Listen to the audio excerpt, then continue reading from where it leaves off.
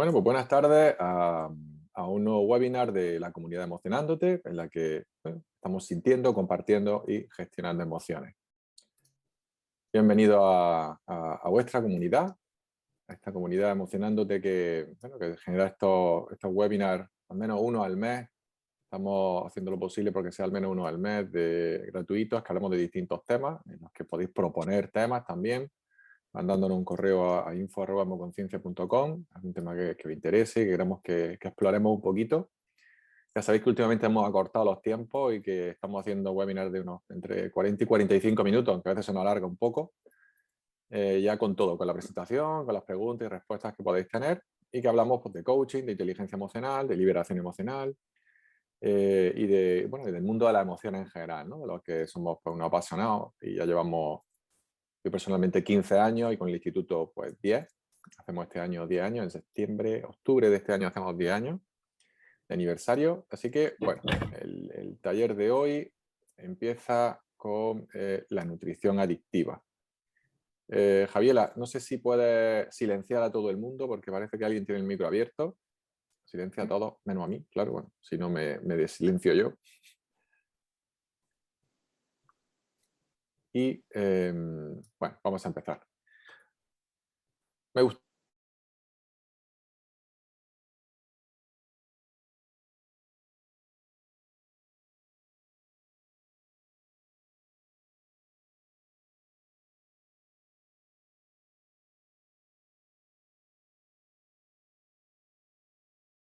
¿Te he silenciado?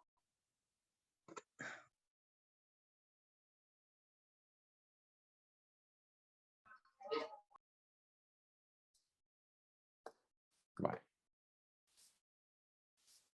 Bien, pues seguimos. Disculpad.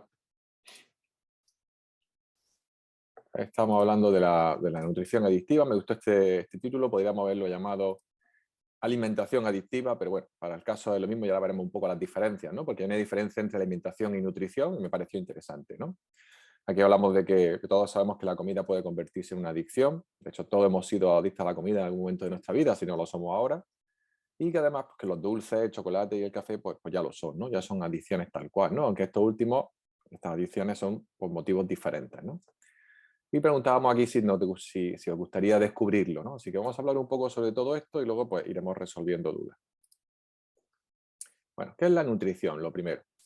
Bueno, la nutrición es el proceso biológico que tiene lugar dentro del organismo tras haberse alimentado. Es decir, alimentarse es el proceso de comer, ¿no? Para que nos entendamos.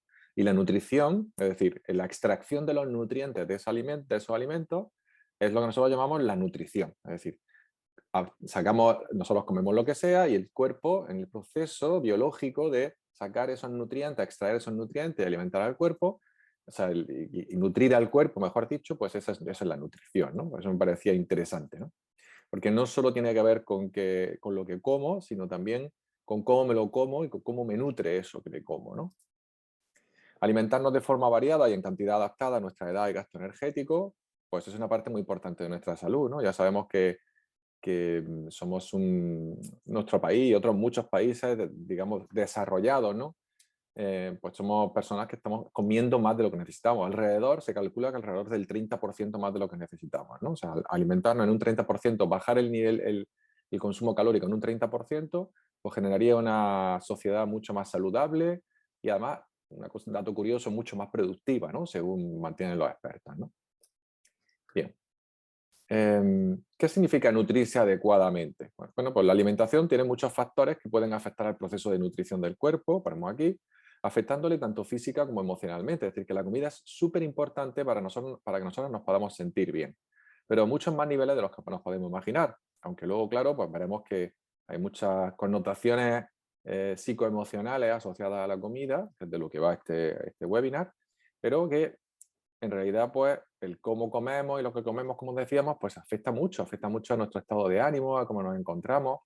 Hay alimentos que son depresivos, hay alimentos que son antidepresivos, y todo esto, pues, algo que la gente no conoce, ¿no? Muy bien, ¿no? Hay alimentos que son, por ejemplo, precursores del triptófano, como puede ser el plátano, como puede ser la habichuela, como pueden ser los frijoles, etcétera, ¿no? Entonces, algunos garbanzos, algunos tipologías de garbanzos, todo esto son precursores de serotonina, que es una de las hormonas de la felicidad, ¿no? Entonces, pues nos podemos hacer una idea que comer, por ejemplo, azúcares, que es una de las cosas que vamos a hablar hoy, que además es un inflamatorio natural, pues nos va a producir un desequilibrio muchas veces en la flora intestinal que es un componente más de, por ejemplo, la ansiedad o de la depresión, ¿no?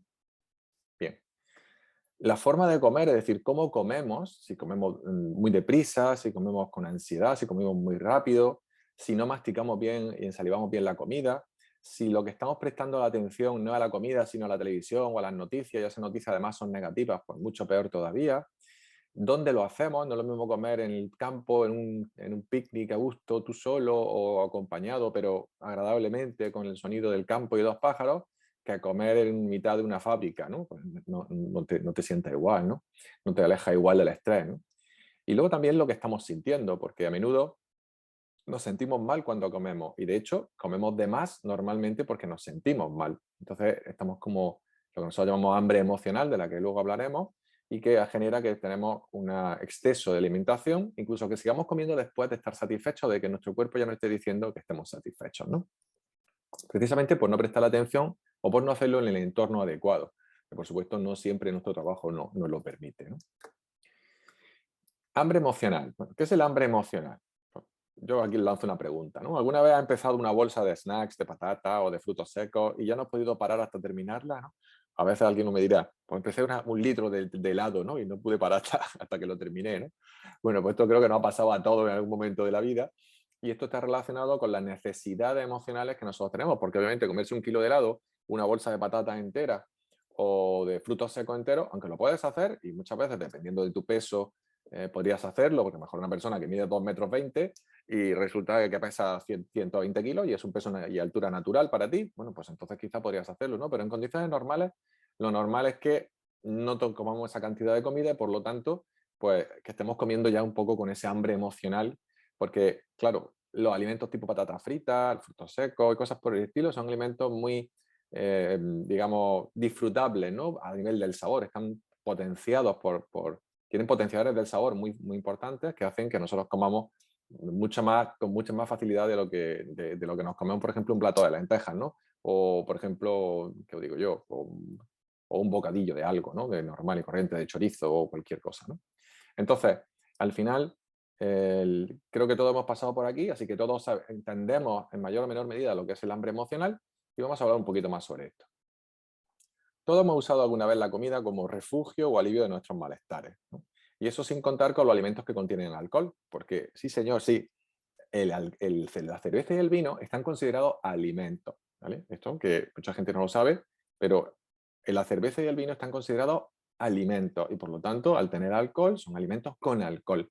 Y al tener alcohol, pues estamos, digamos, reproduciendo un efecto psicológico, porque el alcohol es un depresor del sistema nervioso, pero también modifica nuestra percepción de las cosas, ¿no? Sabemos que viene la exaltación de la amistad o viene el mal humor, por el contrario, ¿no? Cambia nuestro estado de ánimo, hace que a veces que nos olvidemos de los problemas, de hecho por eso muchas veces la gente se vuelve alcohólica, y también hace que cambie nuestro estado de humor, nuestro humor, precisamente porque nosotros no somos capaces de cambiarlo por nosotros mismos, muchas veces porque no lo hemos practicado, ¿no?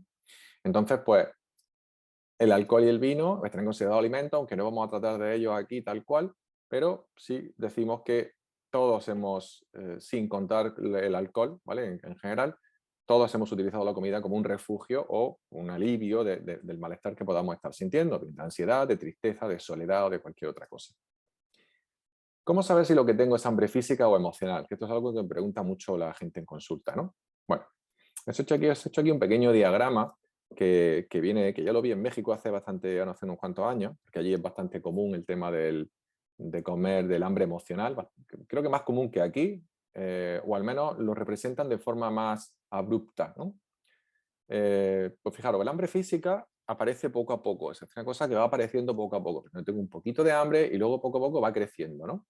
La sacia cualquier alimento, o sea, nos da igual que comer. Cualquier cosa que nos echemos a la boca nos sirve. Si tenemos un fruto seco, nos tomamos un fruto seco. Si llega la hora de comer y nos tomamos un plato de comida, pues el plato de comida nos va bien. Si nos tomamos un snack o unas patatas, nos va bien. Todo eso nos va bien y no tenemos ningún problema con ello, ¿de acuerdo? Sin embargo, el hambre emocional no es así, como luego veremos, ¿no?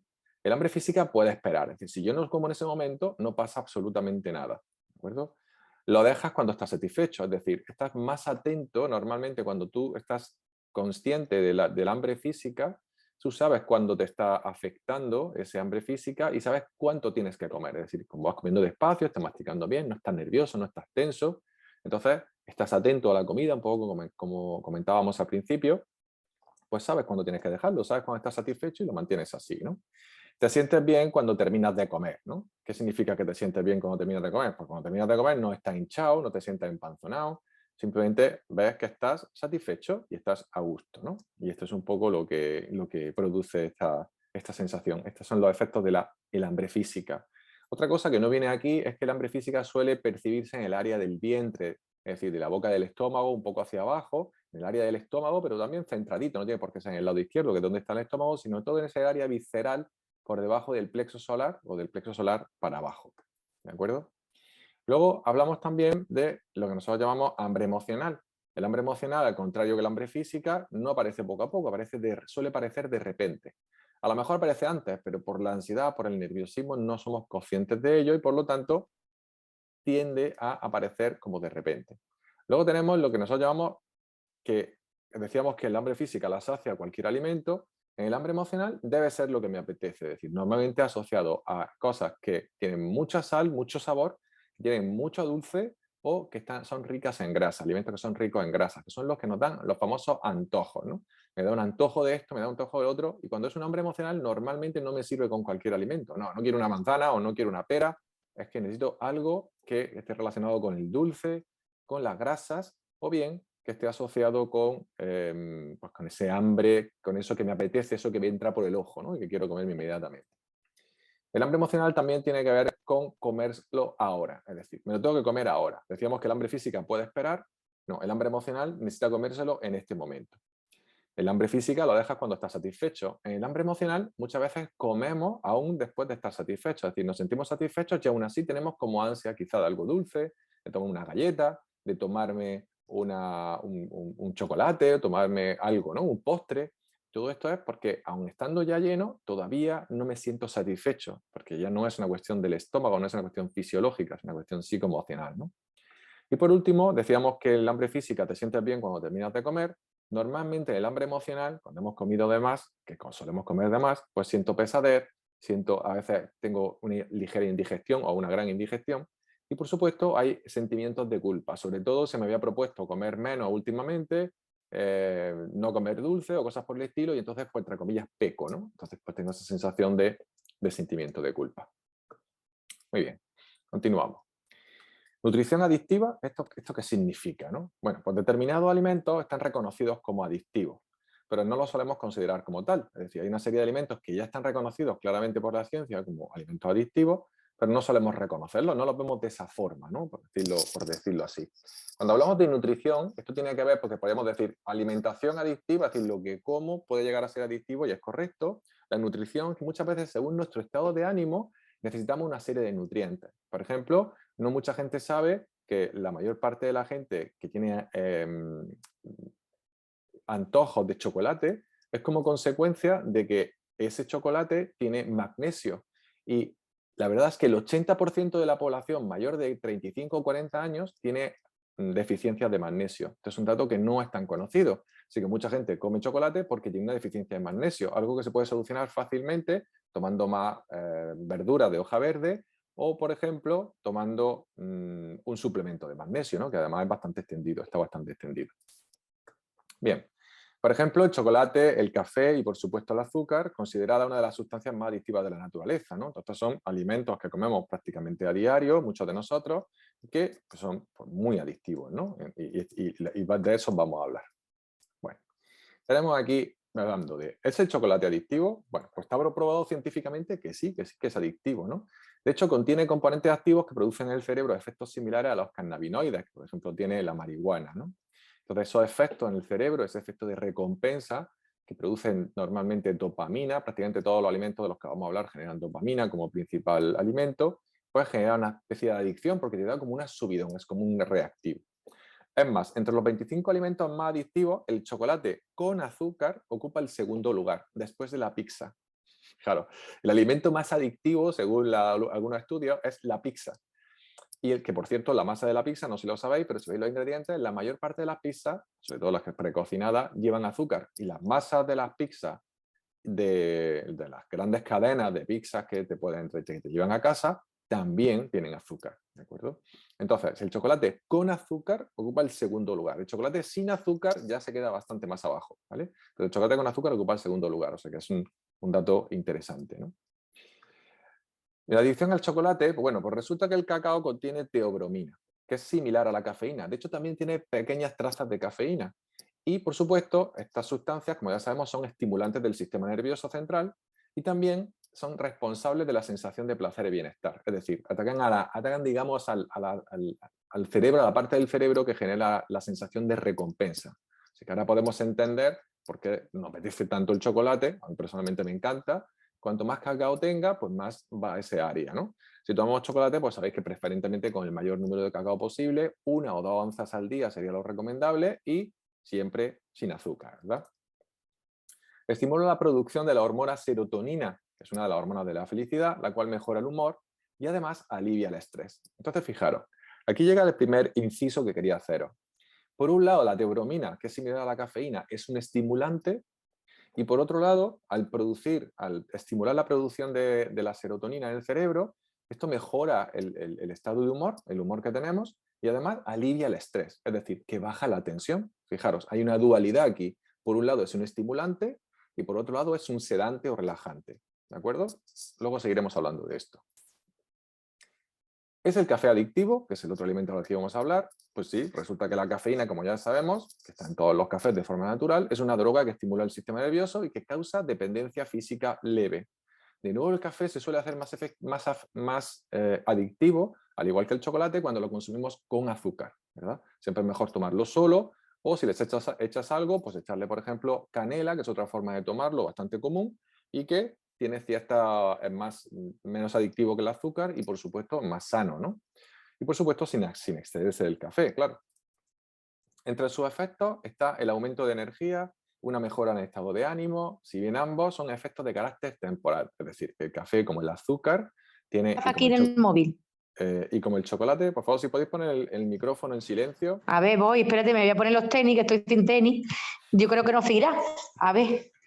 Ahora la pantalla la tengo en chica, no sé si al hablar tú es cuando se ha quedado sin voz. Ahora cuando te cuelgue voy a mirar si es, ya me voy para allá, ¿vale? Vale. Hasta ahora. A ver, que me voy un poco para atrás. Aquí estamos. Un segundo. Vamos a ver, vamos a silenciar. Aquí estamos. Vamos, para el segundo. Vamos a seguir. Bien, entonces, estábamos diciendo que entre sus efectos, ¿vale? Está el aumento de energía, la mejora del estado de ánimo, si bien ambos son efectos de carácter temporal. Esta es otra segunda característica, ¿no? Que vemos en todos los alimentos de los que vamos a hablar hoy, que son, por un lado, habíamos dicho el primero, que tiene un efecto estimulante, pero también, por otro lado, tiene un cierto efecto sedante o relajante, porque baja el nivel de estrés o de ansiedad, y luego, por otra parte, que tiene un carácter temporal. Es necesario que tenga un carácter temporal para que se produzca el efecto adictivo, es decir, tiene una subida y una bajada. Y normalmente la bajada es superior al ciclo inicial. Es decir, yo me levanto por la mañana y la gente que dice, yo hasta no me tomo un café, yo no soy persona. Si me tomo un café y si además le echo azúcar, lo que estoy haciendo es generando una bomba, porque estoy subiendo la glucosa en sangre muy rápidamente, que ya es una subida del ánimo, más luego el café que lleva la cafeína y además que genera una evitación de que la adenosina, que es una sensación que tenemos como de cansancio en el cerebro, no se active, no se conecte con las partes del cerebro que generaría ese bajón, ¿no? Y por lo tanto tenemos esa subida doble del azúcar y también del café. Así que es normal que seamos adictos a esto. Todas las drogas funcionan del mismo modo. Nos dan una subida, una estimulación y luego una bajada. Pero en algunas situaciones nos calman, como puede ser el tabaco. No sé si lo sabéis, pero el tabaco tiene un efecto, la nicotina en sí, ya no las sustancias cancerígenas que tiene aparte, pero hablando de la nicotina como tal, es adaptativa, podríamos decir, para el cerebro y para el cuerpo, de manera que por un lado produce una estimulación, pero también produce una sedación y una relajación, y las personas sienten como una disminución de la ansiedad. ¿De acuerdo? para que vayáis viendo cómo se produce el proceso adictivo. Bien. Muchas personas creen estar mal cuando sienten cierta relajación y el café les priva de esa sensación. Esto lo veremos como al final porque es bastante importante, ¿no? Una de las razones por las que consumimos un exceso de azúcar, de café y de chocolate particularmente es porque no se considera una droga, porque no se considera que seamos adictos a esto, porque nos dan una descarga rápida de energía, ¿vale? Y porque la razón de fondo es que la gente piensa que estar relajados no es bueno. Es como si perdiéramos la atención o perdiéramos la falta de concentración o incluso, aunque sabemos que el café nos ayuda a concentrarnos ligeramente, a menos durante un pequeño o un corto periodo de tiempo, le damos la sensación de que somos menos productivos. Por eso hay gente que toma 5 o 6 cafés al día, ¿no? Y siempre está un poco como de los nervios, porque cree que así rinde más. Y esto, pues, desgraciadamente no es así. O mejor dicho, afortunadamente no es así. Fijaros, la abstinencia del café produce dolor de cabeza, cansancio, falta de energía, somnolencia, descontento, cambios de humor, dificultad para concentrarse. Es decir, todos estos son efectos de cuando empezamos con una abstinencia, dejamos de tomar café definitivamente o temporalmente, como hago yo de vez en cuando con mi RSA, con la restricción selectiva de alimentos que hago eventualmente. Muchas veces me quita el café, pues yo me tomo 1 o 2 cafés al día, no suelo tomar más café de 1 o 2 al día, pero aún así a veces esa RSA me suele quitar el café, me dice que no tome café y cuando no tomo el café, a veces cuando he abusado o llevo mucho tiempo sin hacerla, pues me encuentro con esos dolores de cabeza, ese cansancio, esa falta de energía, esos cambios de humor, y yo lo he percibido. Pero también es verdad que yo me siento bastante porque hago bastante conciencia emocional y no todo el mundo es así, ¿verdad? Pero normalmente esos son pues síntomas de abstinencia que tiene el café, que son muy similares a otros síntomas de abstinencia parecidos a cualquier otra droga, ¿no? Si os dais cuenta, ¿no? Bien. ¿Es el azúcar adictiva? Bueno, pues es una de las sustancias más adictivas que se conocen, de hecho, ¿no? Estudios afirman que más que la cocaína, ¿no? Había leído por ahí que algunos estudios afirmaban que 8 veces más que la cocaína. Bueno, creo que me parece exagerado, ¿no? Pero bueno, acordaros que la cocaína no es tan adictiva, sino que normalmente está asociada al consumo de alcohol y tabaco. De hecho, el fumar produce un efecto de adicción mayor en la cocaína y normalmente la gente, salvo excepciones, no consume cocaína salvo que haya bebido, lo que es una adicción secundaria al alcohol casi en el 90% de los casos, ¿no? Bien, y según la Universidad de Stanford, fijaros, el 80% de los alimentos contienen azúcares añadidos en distintas formas, como puede ser la sacarosa, la fructosa, la glucosa, la lactosa, la dextrosa, etc. ¿Esto qué quiere decir?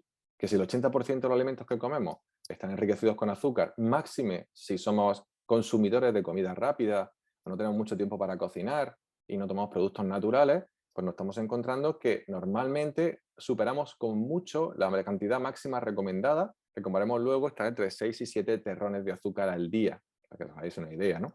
Y superamos con mucho esa cantidad. No vamos a estar adictos, pues tenemos esa subida, comemos más de la cuenta. Si vemos países como Estados Unidos o como México, que tienen un índice de obesidad muy alto, ¿no? Y aquí en Europa y particularmente en España ya estamos empezando a sufrirlo en muchos niños, ¿no? Porque casi todos los alimentos tienen azúcar, ¿no? Los zumos que le dan las madres a su hijo, las galletas, pues lo más rápido es darle al hijo para la merienda, los zumitos concentrados y las galletas, porque así está alimentado, ¿no? Eso se lleva mucha cantidad de azúcar y ya no es una cuestión solo de caries, que también, sino que eso genera un pico de insulina y luego una bajada, un subidón y luego un bajón que hace que el niño te pueda pedir más, que coma más de lo necesario, a pesar de que sabemos que los niños pues, tienen mucho gasto calórico, ¿no? Bien, el consumo regular y excesivo de azúcar, esto lo dice la OMS y otros muchos estudios, ¿no? Más de 6 o 7 terrones al día, libera en nuestro organismo opioides y dopamina, fijaros, tal y como hacen las drogas. De nuevo, estamos hablando que la relación, lo que produce nuestro cerebro es muy similar a lo que produce una droga, como puede ser la heroína, que es una de las drogas más potentes, ¿no? que existen, más adictiva. Para que os hagáis una idea, la heroína produce 200 veces más dopamina de lo que produce normalmente el cerebro. Imaginaros, dopamina, cuando hablamos de doparse, ¿no? Viene de la dopamina, es decir, cuando me dan a me gusta en Facebook, yo genero dopamina. Si un amigo me responde a un mensaje o a algún mensaje que yo he mandado, me responden 10 amigos, me responden los 10, eso es un subidón de dopamina. Pues esto multiplica por 200, ¿no? La heroína, para que os hagáis una idea, ¿no? Por la masiva presencia de alimentos con azúcar oculto, se considera más peligroso que el alcohol. O sea, fijaros, no es porque el alcohol sea menos peligroso que el azúcar. Lo que vienen hablando los estudios es que el alcohol es peligroso más a corto plazo, es decir, genera a corto plazo más problemas que el azúcar, pero porque el efecto del azúcar es acumulativo, es decir, produce muchos problemas a nivel cardiovascular, produce problemas a nivel hepático, igual que el alcohol, o sea, produce problemas muy similares al alcohol, pero como es acumulativo a largo plazo, pues no nos damos cuenta, es como que es más difícil de controlar, precisamente por lo que hablábamos antes, por la cantidad de azúcar oculta que hay en los alimentos, ¿verdad? El azúcar tiene un efecto tanto estimulante como relajante, que es una de las condiciones para generar un proceso adaptativo de adicción, ¿verdad? El estrés produce cortisol, ¿vale? El cual te pide más azúcar y grasa, porque el cortisol hace que suba el ritmo cardíaco, sube la presión arterial, entonces necesitas aumentar la glucosa en sangre porque parece que va a haber un mayor gasto, ¿verdad? El corazón se acelera, parece que va a haber un mayor gasto, entonces te pide que comas azúcar y grasa porque te prepara para la huida y la lucha del estrés, ¿no? El cortisol, al fin y al cabo, es la hormona del estrés, ya sabéis. El azúcar, como la droga, activa el sistema de recompensa del cerebro a través de la dopamina y de la serotonina. Así que de nuevo nos encontramos con que yo estoy estresado, como algo con dulce que tenga grasas, como por ejemplo las patatas fritas, o algo, un dulce, un regalí o algo por el estilo, que me suba el nivel de azúcar, y esto hace que produzca dopamina y serotonina y por lo tanto ese nivel de estrés parece que se ve rebajado, por supuesto temporalmente, hasta que pues pase el efecto, ¿no? Muy bien. Las conclusiones de todo esto. Bueno, pues usamos los alimentos como forma de activar o relajar el sistema nervioso, y esto ya los convierte en adictivos. Es decir, todo lo que nosotros usemos, da igual que sean alimentos, personas, comportamientos, formas de hablar, actitudes, que nosotros usemos para relajar el sistema, entonces esto ya te lo convierte en adictivo, ¿vale? No me refiero, por ejemplo, a técnicas para relajarte, como puede ser técnicas de relajación, como puede ser la meditación, como puede ser la respiración profunda. Esto no es adictivo. De hecho, si fuera adictivo ya estaríamos mucho enganchados, ¿no? Y por desgracia no es así, ¿no? Ojalá fuera adictivo eso. Entonces, lo que tenemos es que cualquier cosa que nosotros tomamos, especialmente algo externo que consumimos para relajar el sistema, pues en sí ya lo convierte en adicción, ¿no? Luego, por otra parte, lo que comentábamos antes, hay muchas personas que sin saberlo rechazan la sensación de relajación. Es decir, cuando se sienten relajados, cuando se sienten tranquilos, lo tienen asociado con somnolencia, con un menor nivel de atención o incluso baja productividad. A veces me recuerdo cuando yo trabajaba hace muchos años en la entidad financiera, pues a lo mejor llegamos a algún jefe y parecía que teníamos que estar nerviosos, como que movernos rápido. Estamos sentados delante del ordenador, pero teníamos que movernos como rápido, como si estuviéramos haciendo más trabajo del que estábamos haciendo, ¿no? Porque parece como que si estás demasiado tranquilo, como que no estás trabajando. Es una percepción errónea muchas veces a nivel social, ¿no? No solo en el trabajo, sino también a otros niveles. Estás en casa y tus padres te dicen, estás holgazaneando, ¿no? No estás trabajando, no estás haciendo nada, estás perezoso, porque estás tranquilo, ¿no? Se asocia socialmente a la pereza con la relajación y no tiene nada que ver una cosa con otra, ¿no? Bien, una nutrición saludable, para ir terminando, pues reduce la cantidad total de calorías, es decir, alrededor de media, no todo el mundo es igual, por supuesto, pero de media deberíamos de comer alrededor de un 30% menos de lo que comemos. Así que reducir la cantidad total de calorías que consumimos, esto sería, podemos considerarlo saludable. Alimentarnos lo más variado posible, estaría en España dieta mediterránea, en otros países pues otros tipos de dietas que sabemos que son saludables. Y por supuesto evitar el exceso de alcohol, café, chocolate y azúcar, que todos se pueden consumir de forma moderada, pero que normalmente tendemos a abusar, ¿no? Porque el café, tomar un café al día sería más que suficiente, 2 a lo sumo y no todos los días sería lo más recomendable. El chocolate, por tomar 1 o 2 onzas al día no pasaría nada, a partir de subir 2 o más onzas ya empezamos a tener problemas. El azúcar, como habíamos dicho antes, entre 6 y 7 terrones, pero es que por desgracia, como la mayor parte de los alimentos tienen azúcar, realmente no necesitaríamos tomar ningún tipo de azúcar extra o azúcar libre que llamamos, que por cierto es inflamatoria. Y por supuesto el alcohol, pues tomarte de vez en cuando una cerveza o un vino, tampoco necesariamente todos los días, pues tampoco tiene mucho problema, ¿no? Y es importante acostumbrarnos a estar cada vez más relajados. De hecho, eso nos hace más productivos. O sea, los estudios lo que dicen es que nosotros cuando estamos más relajados, más tranquilos, y nosotros dejamos de juzgarnos como que no estamos lo suficientemente activos, resulta que somos más productivos. Pero claro, si yo estoy nervioso, obviamente no voy a poder pensar igual, porque sabemos que cuando aparece el cortisol, que es la hormona del estrés, suele producirse en la zona prefrontal, especialmente en la zona prefrontal izquierda del cerebro, una falta de afluencia de sangre que hace que literalmente nuestro coeficiente intelectual baje, ¿no? Como solemos decir en plan, un poco así, medio broma, medio en serio, nos hace un poco más tontos, ¿no? Simplemente por tener cortisol en sangre. Y es como casi siempre queremos estar, siempre tomando café, tomando chocolate, alimentándonos casi constantemente, comiendo un poco a todas horas para mantener ese punto de bien a través de la glucosa en sangre o azúcar en sangre, de cafeína, de las sustancias que produce el tabaco, el chocolate o el alcohol, esa sensación de estar siempre como activo, que es una sensación falsa, es una falsa productividad, ¿no?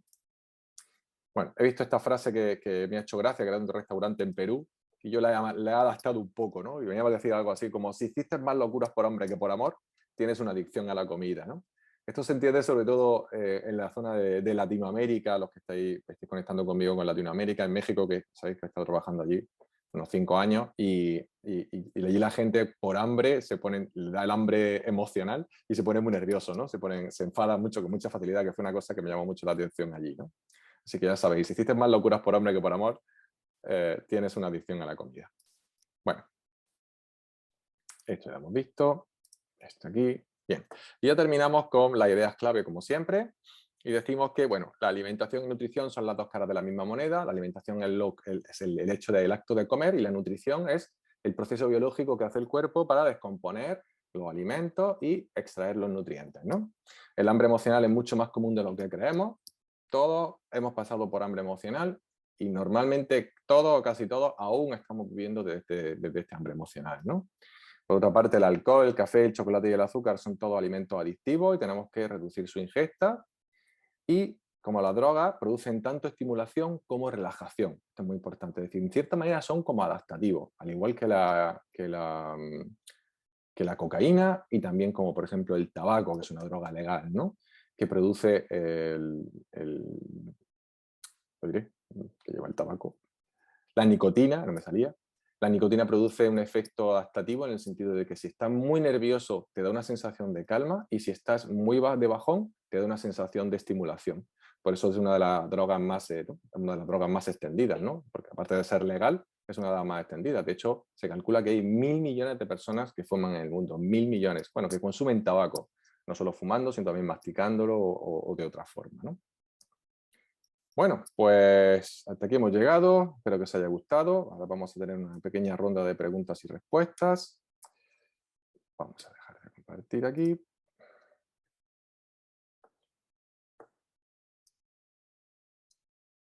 Y ahora sí, podéis abrir micro y preguntar lo que queráis, si os surge alguna duda. Aquí me viene Vicky y me dice, ¿estás de acuerdo? Come como un rey, almuerza como un príncipe y cena como un mendigo. O algo así. Sí, algo así. Sí, y estoy de acuerdo. De hecho, bueno, una de las formas de trabajar de esta forma, trabajar con el tema de la alimentación, yo lo hago de dos formas. Una es con la RSA, con la restricción selectiva de alimentos, que hago eventualmente. Y luego, por otra parte, con el ayuno intermitente, ¿vale? O sea, desayuno muy bien, como muy bien y no ceno, ¿vale? Entonces, pues esto lo hago a menudo y la verdad es que a mí me va bastante bien.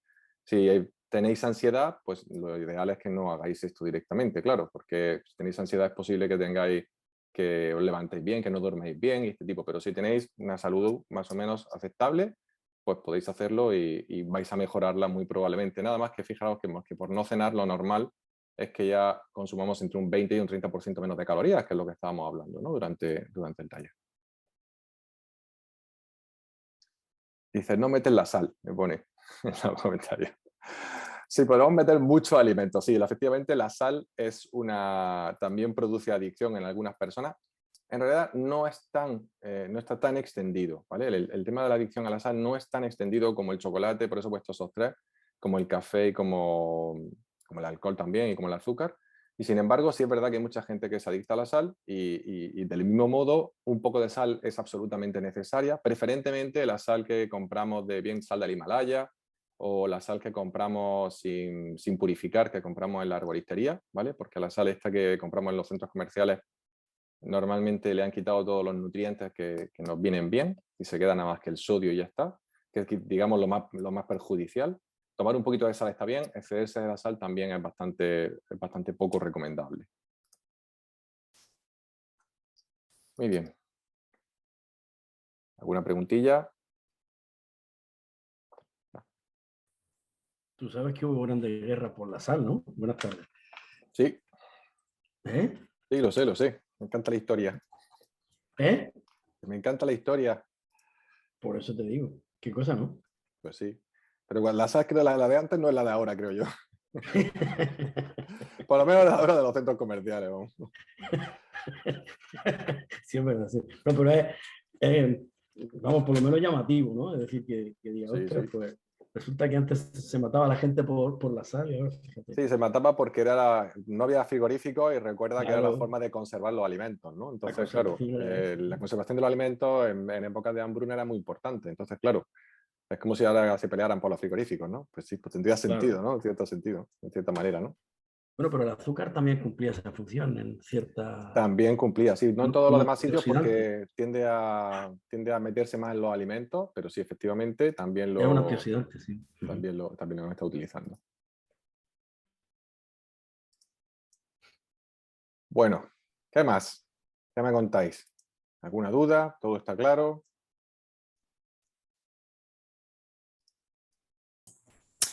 Buenas tardes, Miguel Ángel. Buenas tardes, María. Cuéntame. Soy María Ramírez. Bueno, lo primero agradecerte tu tiempo bueno, tu información, pero sí que a este webinar asistí con la intención yo soy psicóloga, soy cosas que han dicho, obviamente, no puedo estar de acuerdo, ¿vale? Ajá. Entonces, sí que, claro, desde mi postura y desde lo que trabajo día a día y desde lo que me resuena, obviamente, ¿no? Entiendo que hablas del hambre emocional como atracón. O por lo menos yo lo he querido entender así, o lo entendí No, así, o no hablo sé. del hambre emocional, de las características que definen lo que es el hambre emocional.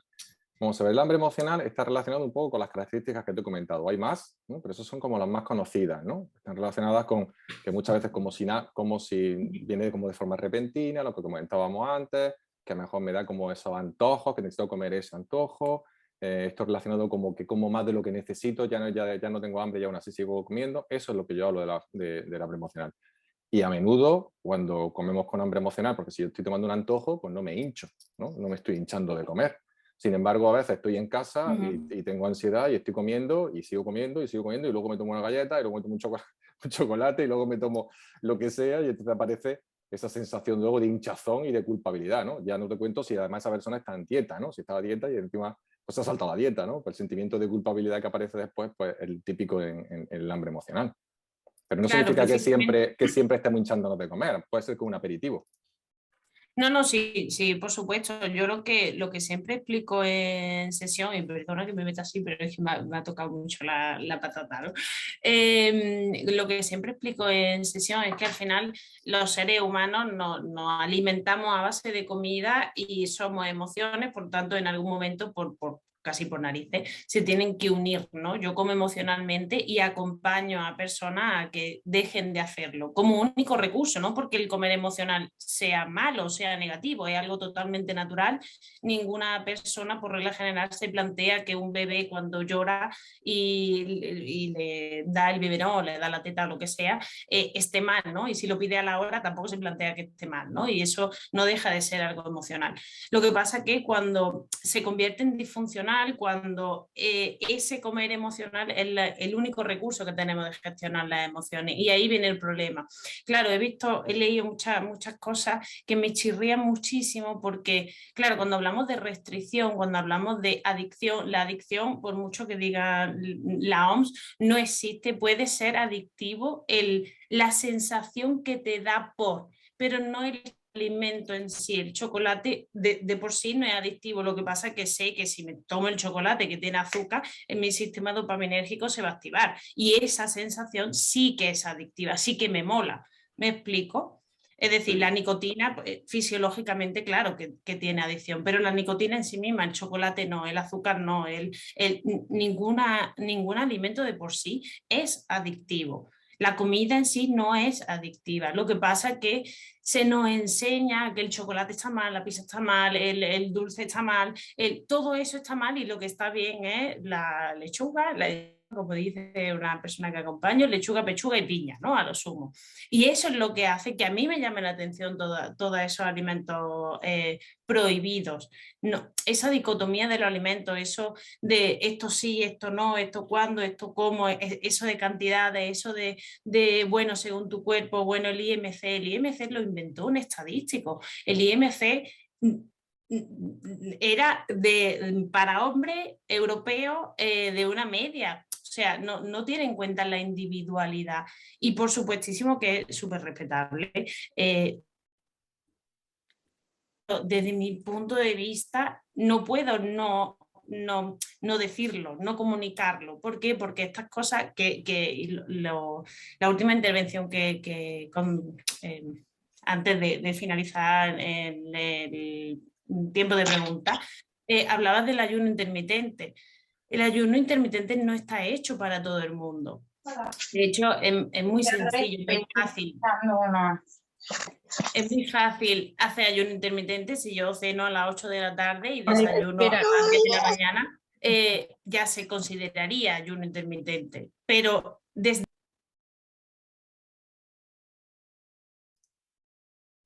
Espérate, María, que se te ha cerrado el micro. A ver, un momentillo. ¿Ahora? Ahora, perdón. Que hablaba de eso, ¿no? Del ayuno intermitente. Si yo ceno a las 8 de la tarde y desayuno a las 10 de la mañana, de por sí ya sería un ayuno intermitente de 14 horas, ¿vale? Ahora, ¿desde dónde estoy haciendo ese ayuno intermitente? Lo estoy haciendo para bajar de peso, que suele ser lo más típico y lo más dicho, y el primer comentario que te dicen, la primera... el primer beneficio, el primer comentario de ¡ay, qué mona estás, que te veo más delgado! ¿no? Eso es lo que sigue reforzando y retroalimentando todo ese círculo. Pero ¿desde dónde estamos haciendo el ayuno intermitente? ¿Desde dónde estamos eligiendo los alimentos? ¿Desde dónde?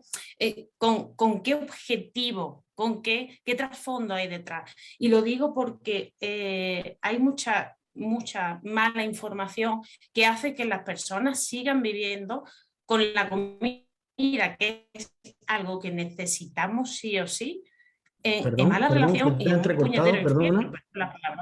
Se te ha entrecortado lo que has dicho, María, perdona, ¿puedes repetirlo? ¿En qué parte? Ha sido la última frase. Sí, que hay muchas personas que al final hay mucha mala información y hacen que esa mala relación que tienen con el cuerpo y la comida siga siendo un infierno, siga siendo un problema, siga no dándole valor o no dándole sentido porque se supone que es lo que tienen que hacer. Y no todos los cuerpos, porque un cuerpo delgado puede no tener salud y sin embargo no nos planteamos que tenga que mirarse nada o que pueda dejar de comer o que tenga que hacer o que no tenga que hacer. Sin embargo, un cuerpo gordo sí, ¿no? Entonces, como, no sé, esto necesitaba comentarlo, expresarlo bajo mi perspectiva, por supuesto, desde mi integridad, con todo el amor y con todo el cariño del mundo, pero de verdad hay muchas cosas que considero que son importantes y una de ellas es individualidad, trabajar con y por y para la persona de manera totalmente individual. Hay mucha cultura de dieta, mucha gordofobia, todo el mundo sabe de, ¿no? Es como, mi vecina ha hecho una dieta, mira, hazla que ya, pero es que esa dieta es restricción, normalmente no es, vale, incorporo alimentos que me beneficien a mí, ¿no? Sino es restringo alimentos. Y esa restricción hace que aumente y que se retroalimente, nunca mejor dicho, esa mala relación que tenemos con la comida y con el cuerpo. Y al final volvemos a otorgar esa validación y ese reconocimiento en algo externo cuando la validación y el reconocimiento debería ser interno, ¿no? Deberíamos posicionarnos y decir, vale, me conozco, sé lo que quiero, sé lo que me sacia, sé lo que me satisface, porque recordemos que el hambre, el hecho de alimentarnos, simplemente alimentarnos, no nutrirnos. Yo diferencio mucho entre algo saludable y algo nutritivo, ¿vale? Si yo me como una manzana por obligación, deja de ser, puede ser muy nutritivo, pero deja de ser saludable. Ahora, si me como una galleta de chocolate y me siento estupendamente, es súper saludable. Me explico, pero no hay una prohibición a la galleta. Si hay prohibición a la galleta y hay obligación de manzana, ahí la salud mental se va al traste.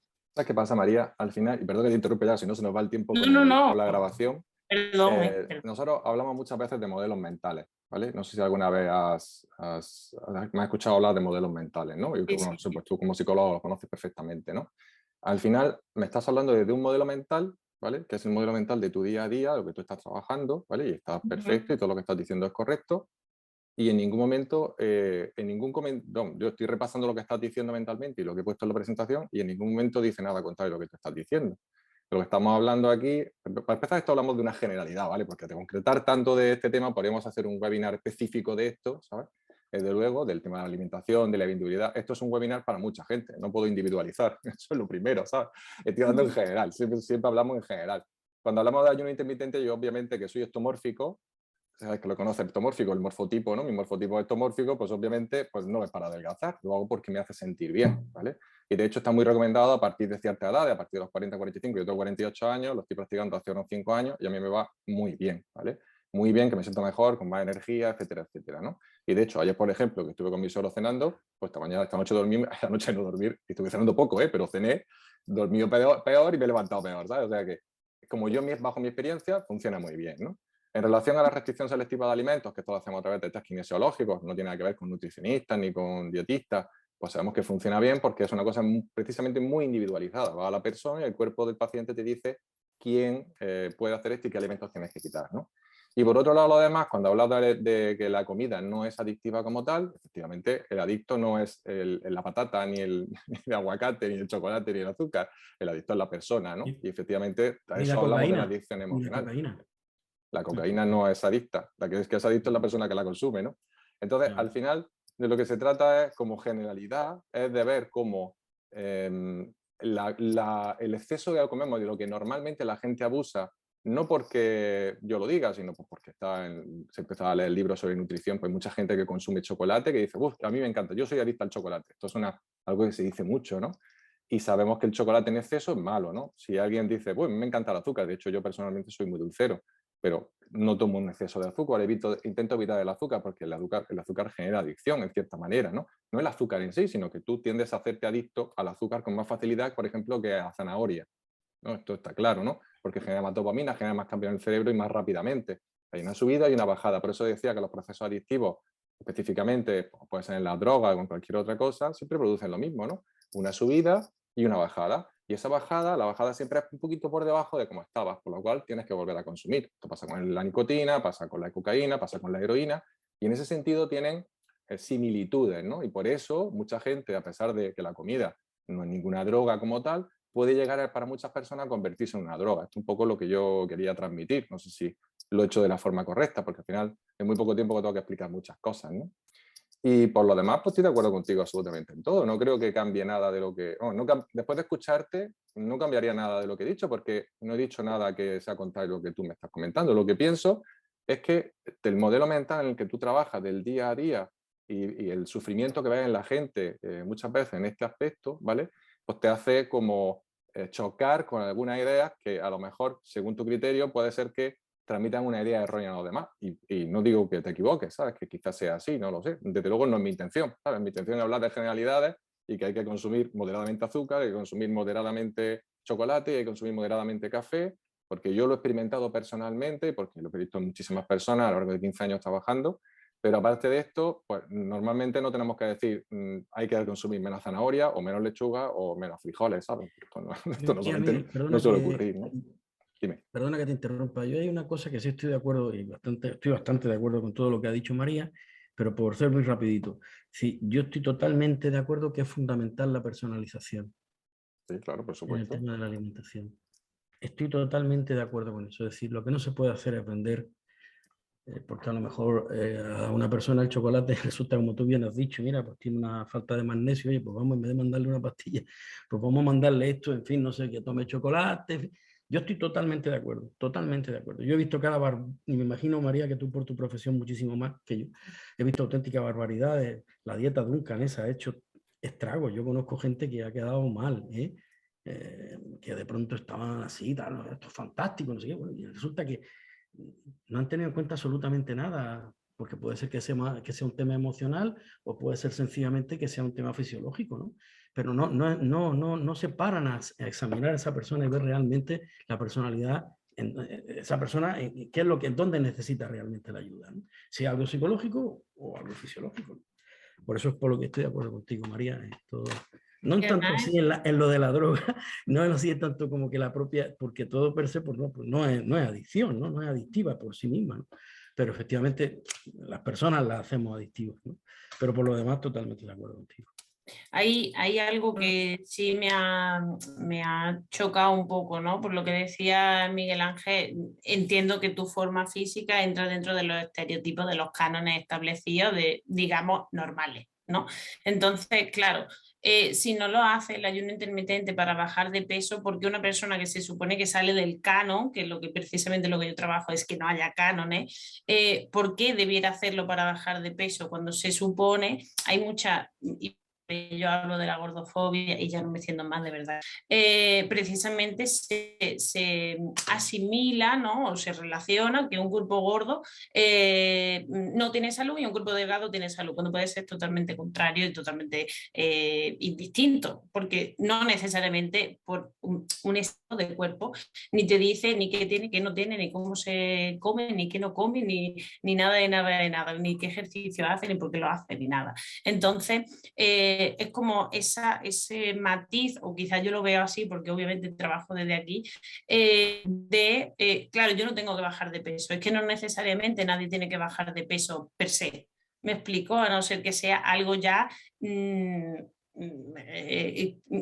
que limite funcionalmente, ¿no? a esa persona. Pero hay personas que tienen un cuerpo grande y tienen una salud envidiable que más quisieran muchísimas personas de cuerpo delgado tener. Entonces, a eso me refiero y ojo que por supuesto que yo hablo desde mi respeto, por supuestísimo, trabajo diariamente con visiones diferentes, con criterios diferentes y con personas que vienen muy integradas de esos conocimientos, de esa información que hay, ¿no? Entonces, lo que sí quería era por aclarar si realmente toda la información que se ha dado va con ese pensamiento maravilloso, o sea, que yo genial, pero quería aclararlo porque quizá yo vea matices donde otras personas no ven, ¿no? Entonces necesito comunicarlo porque eso es lo que hace que realmente podamos vivir en una sociedad libre con el cuerpo, con la comida y que cada uno se cuide desde la amabilidad a sí mismo y desde el cuidado a sí, ¿no? Entonces,